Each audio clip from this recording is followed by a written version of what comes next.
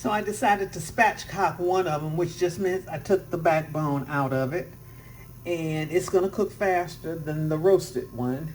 Both of them actually going to be roasted, but it's going to cook faster than this one. This one's going to take uh, about an hour. This one's probably going to take about 35 to 45 minutes on 375 in the oven.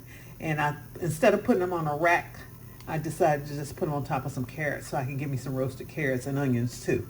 All right.